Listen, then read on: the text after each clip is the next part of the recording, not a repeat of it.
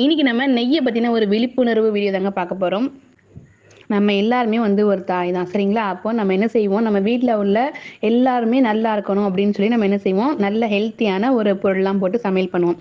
அப்படி சமையல் செய்றதுல நெய்யிங்கிறது ஒரு முக்கியமான ஒரு பொருளா இருக்குது இல்லையா? ஏன்னா நம்ம என்ன செய்றோம், குழந்தைங்களுக்கு வந்து நெய் குடுக்குறோம். சரிங்களா?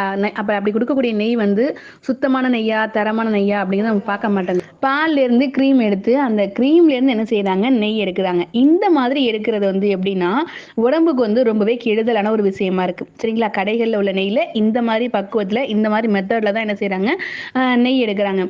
இந்த மாரி நெய் எடுக்கும்போது என்ன ஆகும்னாக்கா, நாளடைவில அதாவது ரொம்ப நாள் நம்ம அதே மாரி சாப்பிட்டுட்டு இருந்தோம்னாக்கா, கேன்சர் நோய் வரதுக்கு கூட சான்ஸ் இருக்கு அப்படின்னு சொல்லிட்டு ஆராய்ச்சிகள்ல வந்து சொல்றாங்க. அதனால நம்ம வந்து நெய் சாப்பிடுறோம் அப்படின்னா, அந்த நெய் வந்து எப்படி செஞ்சிருக்கணும்? பால் எடுத்து, பால்ல தயிர், தயிர்லேருந்து வெண்ணெய், வெண்ணெயிலேருந்து நெய். இந்த மாதிரி பக்குவத்துல செஞ்சா மட்டும்